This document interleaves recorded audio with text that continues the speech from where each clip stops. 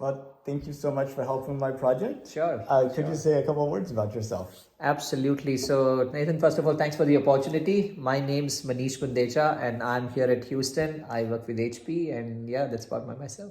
But you play tennis? I do. So that keeps me going. I do tennis, I do yogas, and I'm preparing for my first half marathon coming up in January. Oh, really? The Yes. Houston Half Houston Marathon. half marathon. That's right. So Wow. let's see if I cross the finish line or not. How have you been training? So it's me and my wife both are doing. Oh, you're doing it too? Yes, half Okay. marathon. So it's we do a long run Saturdays. If we miss Saturdays, then Sundays is the long run, and then Tuesday, Thursday is the short run. But kind of that's how we've been conditioning ourselves to kind of prepare for the half marathon. We did our 10K this March. So Okay. it kind of gave us the confidence, and we said, maybe probably we could do 6.5 miles. We could cross 13.1 as well. So let's see how that goes. So tomorrow is your long run, right? Tomorrow is my long. Yeah, we missed it today. So yes, tomorrow is the long run. And how far are you all running? So right now on an average Saturday would be anywhere between 6.5 to 8.5, 9 miles. And that's the long run we do. And then we just stop. And then let things settle down with the legs and everything. It's just I'm not that we've been a runner through our life, but we've started recently, almost a year now, basically, since when we started to plan for 10K. So now I think we feel good about it. Now, Sanya and I, we actually walked the Houston Half Marathon. Oh wow. Yeah. But we were so slow; they were already taking up the course by the time we were done, and we couldn't figure out where the end was. So maybe you did the full marathon. It's possible. It's possible. Oh my goodness. And which year was that? Oh, I think this is back in 1998, 1999. Oh, wow. Back in that, maybe 2000, around that time period. So 25 years. it was a long time ago. Man. Yeah. I think it was a late realization that I can cross the finish line. But I think better late than never, as they say. So, yeah. Now, I did run the Houston Half Marathon. That's I think in October. Okay. There's one that's just a half marathon. They don't have the marathon option. Sure. So that was a lot of fun too. Yeah, wow. But that one I finished before there were people behind me, so that was good. So the thing about marathon is you're not competing with anyone. You're competing Sure. with yourself. Sure. So even if there are people behind you, I'm not sure if that's something to reach out. Well, I mean, I ran it with my younger son. Good. And he finished maybe 30, 40 minutes ahead of me. Oh my goodness. So, by the time I'm done, he's completely recovered. He's ready to go. I'm about to collapse. I need at least another hour right here. Yeah, give me a beer. Exactly. Oh man. They actually do give you one at the Houston Half Marathon. Yes. We did get our non-alcoholic beverage when we finished. That's right. That's cool. Well, I wanted to ask you some questions about Sure. the moon. Did you know that NASA is planning to go back to the moon? Yes, and thanks to you that we Okay. know it. Thank you for sharing the thinking and the plan and everything. So we are excited for you, Nathan. More than NASA going to the moon, we're excited for you because you kind of keep us posted, and I think Sonia also we keep in checking in. So that's the way we know about it. Yes. When I started this project, they were supposed to have people on the moon by the end of 2024, and they're not going to make it happen in the next 10 days. So it's actually going to take another, I think, not 2025, not 2027, so 3 more years. 3 more years. Yeah. Okay, so the program got delayed, or there was some Delayed, yeah. delayed. Okay. It just took longer to develop it than they thought it would take. So Nice. Okay. yeah. Okay. So Wow. hopefully, and China plans to be there in 2030. So we're starting to see a convergence of those Those dates. days. Yeah. But programs of such nature always have something or the other going on. So I think I'm not kind of surprised. I think, of course, I'm sure safety, security is something paramount. So something, they won't compromise on that, and which is why probably sometimes this derailing is something which I would say expected of such programs. So Yeah, it can be. Though it makes people lose interest or question, what the true cost is and stuff like this. That is true. There's always two sides to the coin. So yeah, but I don't want to send our people on the moon and then not have a plan to bring them back. Bring them back, right? Right. Yeah. Yeah. I mean, last time we went was between 1969 and 1972. I mean, the safety standards were a little different then. Yeah, absolutely. Yeah. So what do you think about us going back to the moon? Well, I think And again, when I look back about my, where we were 20, 30 years back and where we are now, there are so many things that we thought is not going to be possible at all, ever. Okay, simple example could be a PC at home, simplest. Cars driven on electricity, EV. Small things, right? I mean, you could take refrigerator, smart refrigerator, or anything of that nature. So I think when you think of these examples and you think of people actually going to different planets, we have come a long way in terms of our exploration of different things, and the investment that gets made in such research and programs which are run, of course, globally, etc. So I think when I put all this frame of reference together, I think, and I know you keep saying this, but I think few years or maybe 5, 10, 20 years from now, what we think is impossible today will be very much possible. And not only that, I think for people like us who are not into, of course, avid interest, but for tourism as well as a sector could open up as an opportunity. Because previously, even to come from Asia to US, I mean, I'm talking 50 years back, it was a huge thing. So think now people, they kind of do go on almost on a weekly basis, daily basis. I think we kind of become second nature. So I think that something like that could be possible in the future as well. Yeah. It's kind of interesting, you think about COVID, and you think about before the invention of aviation, the spread of a disease like that would have been very different than it was here. Absolutely. I mean, potentially you could have a disease that could infect the entire world within a week. Oh yeah. Just because of the people moving around. Think about it, right? There was, if you you go back to 70, 60, 50 years, whatever you go back, and you think COVID, then the spread would not have been as much faster as it is today, because of sheer amount of people traveling and cross borders, right, internationally. And it's just a norm. So I mean, the spread was fast because of that. So I mean, to that point, right, today I know we are so much confined to our little earth here, but then there could be a time when, again, I hope not in at least my lifetime or your lifetime, but that if there's a COVID version 2 or whatever, you could be talking not country, exchange in countries, but exchange within planets, basically, at some point in time, basically. So you could, or even common diseases that one group of people develop kind of a tolerance of, and then a whole other group of people have had no exposure to it, and it's devastating. I think that's one of the reasons that the Native American population was kind of challenged by Europe whenever the Europeans came over. They had survived the Black Death and all those plagues and stuff. And that's right. Yeah. So.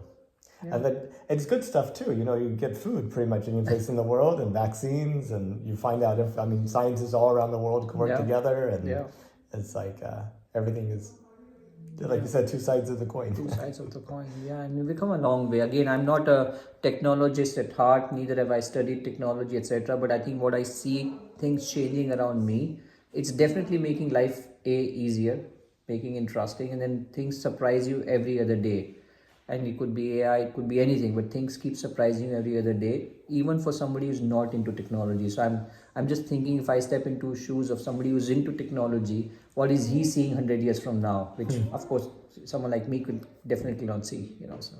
Well, it's so funny. I read these science fiction books, and they're talking about rockets going to other planets, but then they have telephones that are still stuck to the walls in the story, right? Because like they couldn't imagine the time when they're still using tapes and cassettes. It's like that's funny.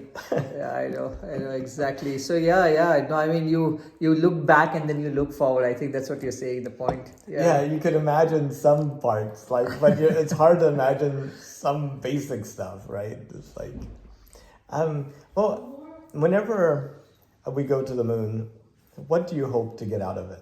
What would make it worthwhile for you? Well, first of all, personally, I'd be interested to know what kind of life exists there. That'd be my personal interest. Okay. Again, I know people or the team went on moon many years back, and now between then and now, what kind of life exists, and from a common man perspective, what is there for us to know the difference between Earth and Moon. Okay, that's one thing that would excite me. But if I step myself into the shoes of somebody who's completely into exploration and space and solar system and everything, for sure, I mean, they would want to know if there are kind of natural resources or something else that exists outside which could be exchanged between Earth and Moon or different planets. I think I'm guessing that's something kind of exploration going on. But from a commonplace perspective, what kind of life exists? Is there water? Is there air? What I mean, what's the difference between Earth and Moon? That'd be my exciting part for me personally. Well, we already know some of the answers to those questions. Like, as far as we know, there's no life on the moon. Very extreme environment where it's like completely vacuum. It has a 28-day day. So, like, you stand on one part of the moon at the equator, you'll have 14 days of sunlight followed by 14 days of night. Wow. And during the daylight time, you'll be extremely hot. And during the night time, you'll be extremely cold. Because there's no atmosphere to help moderate those temperatures. So, but have you been to Moody Gardens? Once. Like the rainforest pyramid and that type of thing? Yes. So I kind of imagine we could build something like that on the moon, where we can have an environment where we regulate the temperature, the atmosphere, the lighting, and it's all like kind of contained. I'm pretty sure there is a roadmap out there. Someone, far above me or far ahead of me has already thought about the roadmap. So I'm pretty sure there are a lot of things being planned. And I guess, and I think, as we spoke about technology evolution, right? Having a PC at home 50 years back, not possible. Now, 50 years from now, the thing that you're telling me is very much possible. Technology is already gone there. We have bought something. We have given significant something. So I'm pretty sure there will be. And again, as I mentioned, from a common man perspective, you spoke about the life there. I think for me, the other exciting part, which I think I should have covered, is the tourism part. That is that tourism possible? Because today I want to go to Japan and New Zealand. I want to go to moon, So who knows? Who knows? Well, and even there's like some intersection between that. I don't know if you've been seeing what SpaceX has been doing near Brownsville, building this huge, completely reusable rocket called Starship. They're planning to use it for point-to-point travel. So you can go from Houston to Japan in like 30 minutes. Wow. That'd be nice. That'd be nice. And they say they could be profitable for an equivalent first-class airline ticket. So I guess, $15,000 to Japan in 30 minutes? Wow. That is, I honestly sitting here, just unthinkable. Yeah. Just sometimes the airport transit takes you a few hours. I know, just to go through the airport. I know, you might have 5 hours on either side of this, right? Exactly. A 5-hour recovery time on the other side. Like, oh my gosh, what happened? Oh my gosh, what the hell happened? That's true. I don't even know if human beings can survive this speed or this transition of 30 minutes from point A to point B, which could be thousands of miles. I have no idea. Honestly, I can't even think if they can or not, but probably they can, which is why it's been explored, So. Oh, well, the astronauts do it when they go into orbit. You know what? So I love to watch documentaries. So I was watching a documentary when the team of astronauts were being prepared, and I think they kind of, I don't know how do I put it, but they were cordoned off in a separate location, and they go through their own set of trainings where they first of all, all by themselves, no one to speak around. They get conditioned to the ecosystem in which they're going to go to.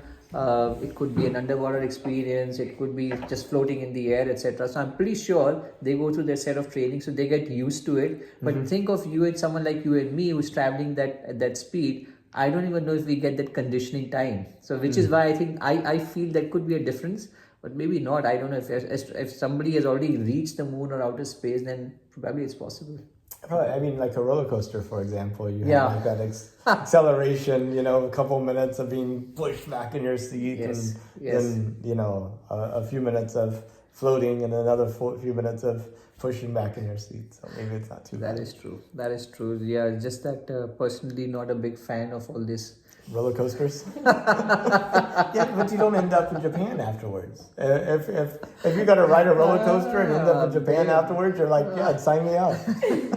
Maybe I'll take a United. Take United? You're like, we should, like the hypersonic travel to bring him back. That's right. And 6 hours is okay for me. I can handle 6 hours. When you think about the future of humanity, what does it look like to you? Kind of putting on that technological hat that we just talked about. I think it is I don't know if it's art of possible or not, but everything is going to be possible at some point in time. So it could be cure for a medical ailment, or some ailment which is today we think that look, there's no cure for it. So right from that point to, as you mentioned, today we don't know what's going to happen on moon. I know there's a Mars mission, and I don't know too much about it, but probably is there life or something? Could there be life? Could people go there and settle, or people come? I don't know. So I think that I don't know if it's art or possible, the possibility. I think that's what I think that might happen in the future. Could be 25, 50, 100 years. I don't know, but I'm pretty sure there is people thinking about all those things, because there will come a point in time when, just like resources, Earth will also reach a saturation point at some point in time. It could be, I don't know, water, it could be population explosion, it could be food, it could be diseases growing and we are not able to control. So which is why I think all this investment into future research is being done basically. That's what I think. Again, not being in technology, this is just an outside in view, Nathan. So. It's kind of interesting talking about resources. This has come up a lot in my interviews about us running out of resources on Earth and needing to go other places. But if you look at nature, it's kind of like a closed loop system. You have a tree that grows up, it dies, it decays, and its resources go into building other things, plants, animals, microbes, whatever. Yeah. And all you have to do is add energy, and the water is recycled in the environment, and all the materials are recycled, and it becomes more and more complex over time. Yeah. But like if you look at human technology, we have an open loop system where on one side I envision all of humanity as one big worm. On one side of it, you have this big mouth just gobbling up stuff, and on this side of it, you have just kind of like stuff coming out the other side. But what we need to do is somehow bend that circular and make it circular, and then. All we need is energy. We got plenty of that. I mean, because like the sun, if you look at how much of the sun's energy falls on the earth, it's like 1/50th billionth of the sun's energy. That's right. So it's like, yeah. I think you hit the right chord, because I think when you hear about sustainability nowadays, or whatever is being done by ESG, by different countries or companies or big organizations like United Nations or whatever, sustainability is a step in that direction. Mm-hmm. I'm again. As someone who is not intimately engaged with that sustainability efforts, but we do a little bit by saving water and this and that. Is it too little and too late? I don't know. Mm-hmm. Right, and that is exactly the point you're trying to make. That if we have a circular economy of what we use and give it back and then keep reusing, etc., then although you're consuming and exploiting resources, it's kind of coming back in different size, shape, or form, basically. So. Yeah, it's kind of funny, we as animals are producing carbon dioxide in the air naturally, and then plants consume that, and they actually build their structures based upon that. I mean, we could almost like have artificial systems that actually took carbon out of the air and built like buildings made out of diamond and graphene. Yeah. And that, like at some point, carbon in the air might actually be scarce, and we're like, we need to figure out some way to bump it back up. You could have technology that kind of like reverses things. No, absolutely. Even a small thing like someone seeing a bridge being built, and speaking about that London Tower, which opens and closes and everything, I'm like, wow, the art of possible, basically. I mean, that's again, interesting. Yeah, but a lot of people live in this kind of fear of climate collapse, of resource depletion, of a bleak future, and other people live in a future where like the art of the possible. How do we like transition it so that more people are living in the art of the possible and actually feel empowered to actually improve things, as opposed to feeling like they just have to take whatever situation they're given? I think it's easier said than done, to be candid.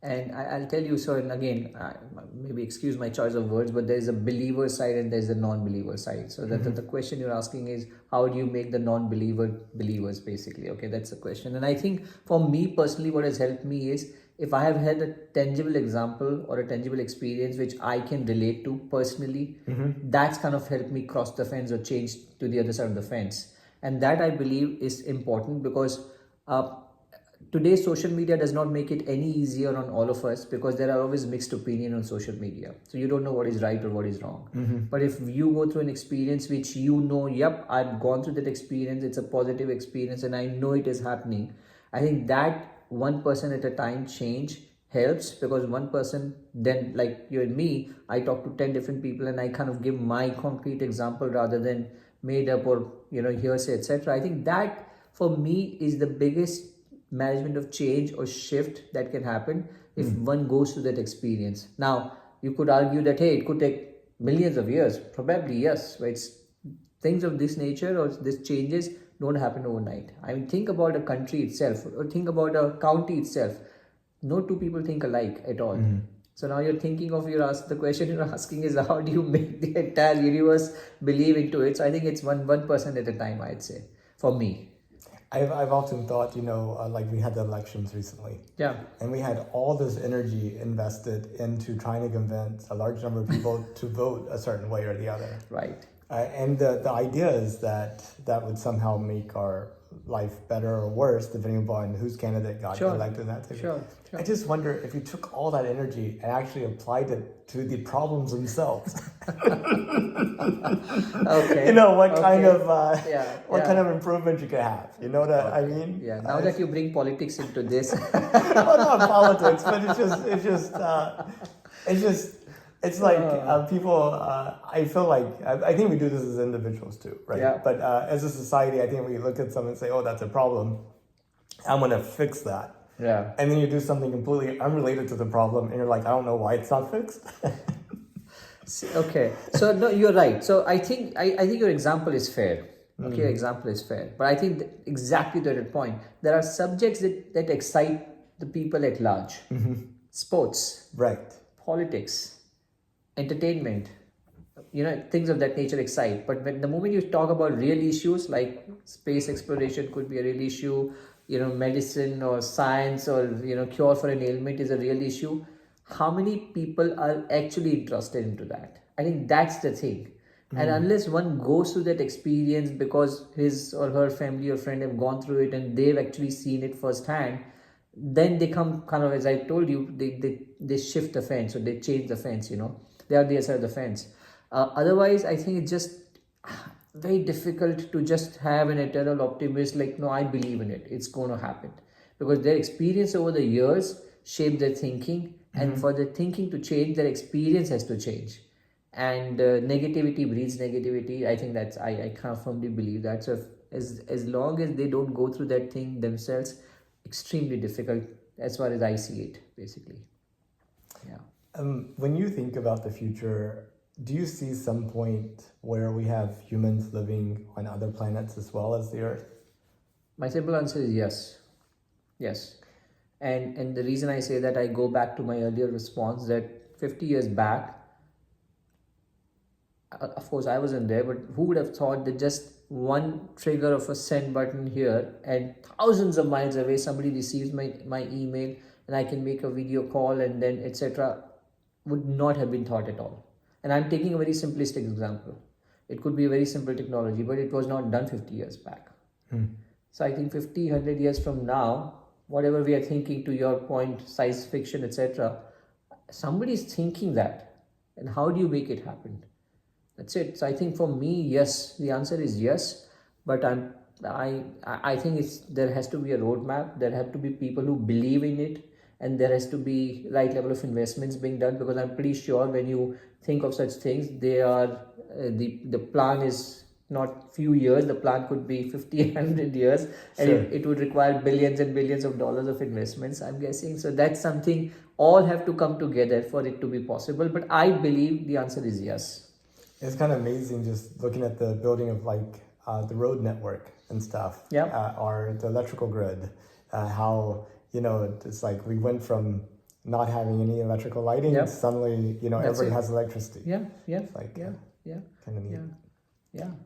So in 200 years, do you think we have more humans or less humans? In 200 years, more humans or less humans? I think it could be more or less the same, but the mix could change. 200 years. The mix could change, meaning Earth could have less humans, but it could be more from Mars or other planet, basically. So if you put all of them together, maybe it remains the same. That's what I think. Because one of the reasons I say that is, I think every if I call Earth an object, Sure. every object goes through its saturation point. They reach a tipping point and then done. And then you find new avenues. Like people, even simple migration. If you think of people migrating from point A to point B, you're migrating. Right now, you're migrating within Earth. There could be a point when people 200 years from now would be migrating to different planets, or vice versa. So I feel it could be more or less the same, but it's again, I'm thinking 200 years from now, I know I won't be there, but 200 years from now, technology would have evolved significantly. Things could be done on, snap of a finger basically. So I'm pretty sure it's very much doable. For me, again, to recap, I think it would remain the same almost, but the mix would change. That's the way I think about it. The mix being people on Earth versus every place. That's right. How about in terms of age? Do you think we're all like much older in 200 years? Or do you think we still have a society? I mean, like predominantly, all throughout history, I think the younger population, more people were under like the median age than above it.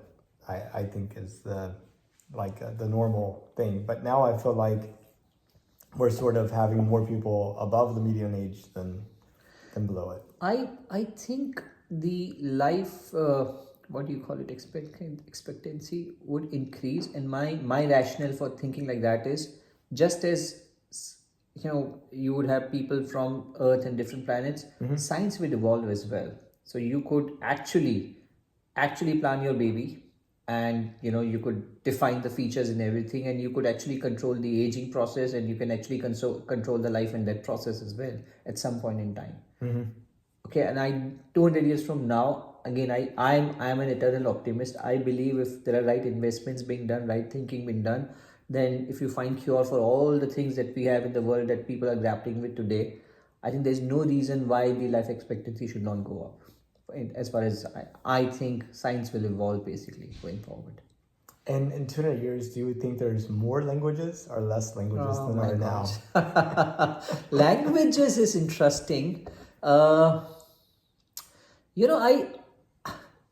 Here's how I think about it, and I'm going to go back to my analogy. When people migrate, so I migrated. Sure. So I spoke a language. I spoke 3 languages, and I migrated, and I of course I spoke English as well. So if I include English, 4 languages. So when I came here to US, did I add another language, or I bring another language? So I bought another language, right? And I kind of speak that, and I think people like, how do you say that, etc. So I think the languages for more or less would remain the same, except I don't know if life exists on another planet or will exist on another planet, and there is a language out there. So I'd say, to be on the safe side, I think the language could go up, basically. More languages. I think so, because if life exists on another planet, I'm going to assume it's anything other than the languages we speak. We speak at Earth. That's the assumption I'm making. That's it. Simple. So we're going to, when we cross-pollinate with each other, I think the languages would increase. That's my rationale. Okay. Right or wrong, I don't. My hypothesis, let's put it this way. Or maybe they all start merging into like one kind of mega language. Because if you hear you have this concept of Spanglish, where people speak Spanish and they toss in English words to it. And you see the same thing in like Hindi also. Possible. And then English. And then in English, we're constantly borrowing words from other languages as well. So it's like But I think that's where I'll give you my perspective. That's where we are trying to restrict ourselves to the thinking on Earth. We don't even know what 200 years from now will bring. That there could be life on Saturn or Neptune or Pluto, I don't know, wherever, or Mars or wherever, right? 200 years from now, and maybe they already have their set of rules and languages and everything. So if I see that, so 200 years from now, first is we even identifying them. Then maybe another 200 years to make English or Spanglish or whatever you call it. So I think I feel it could go up, and there will come a point when the languages would start to merge, as you say, basically. But first, let's find them. Well, and what do you think about a language as being a tool of thinking? Like, if you think in one language, you're better or worse at certain tasks than you would be if you thought about those tasks in a different language. And, and maybe there's a way, like a language we could invent that would make us better thinkers. The answer is yes again. Okay. Now, just like with anything else, the acceptance of that language across borders, across countries, across economies, across everything will remain to be seen. Because right now, to even, I'll give you the simplest of example. Forget language, except one passport. Think of a world with one passport. I was going to go there with the, how do you think there's more countries or less countries in 200 years? Exactly. Like Bitcoin is think of replacing all the, the notes, everything. So let's say forget Bitcoin, one passport, right? One currency.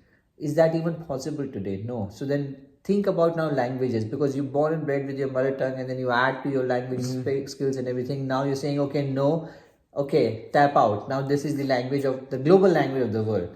I think it's, not that it's not doable, but the acceptance is going to be remain to be seen, basically.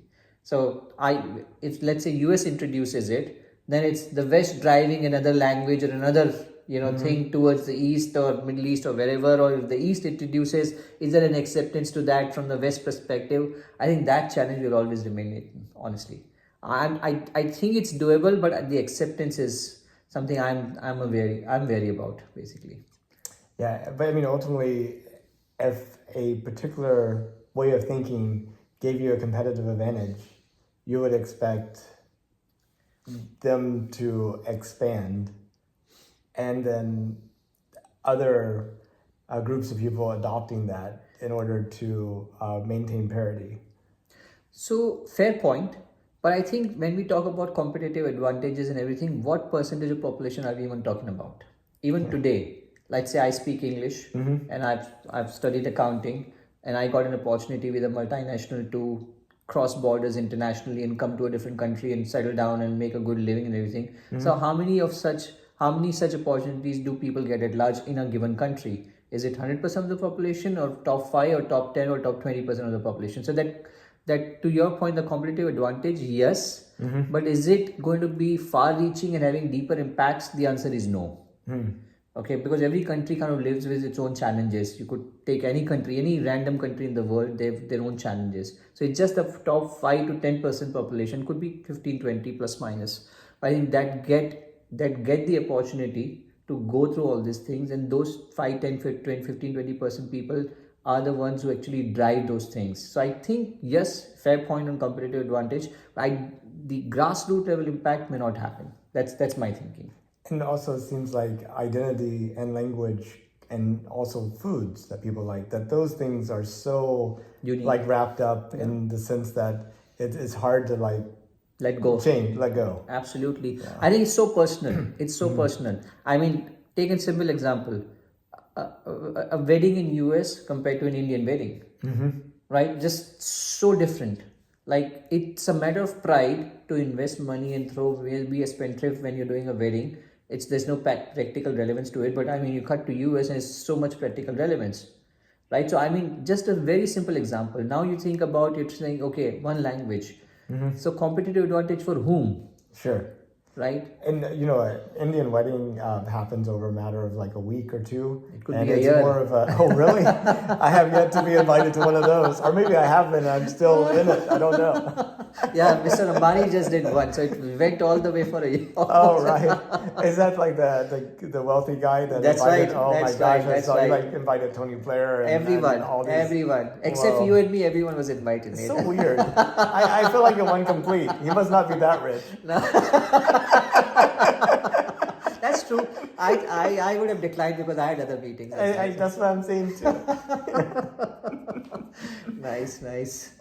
If you could, would you take a trip to space? Yes. For just for entertainment and tourism, not to do any exploration or to stay or live my rest of my life. No, not for that. No. Do you think you'll get a chance in your lifetime? I don't think so. I don't think so. Not because I'm pessimistic, but I think all such programs and all such things require time. And the way I see things evolving right now, they're not even close to having a regular back and forth without a space with the people who actually understand all those things. So as a layman or as a common man, I don't think my turn comes and I'm going to throw money, I'm going to go there. No, I don't think so. No. Well, Manish, thank you so much for your time. It's such a pleasure to get to talk to you. Likewise, I know we likewise. talked about a whole bunch of things Yes. that had to do with the future, not necessarily about space, but it's always No. find those topics to be It's very a pleasure, fascinating. pleasure. Thank you for the opportunity, Nathan. Thank you. Thank you.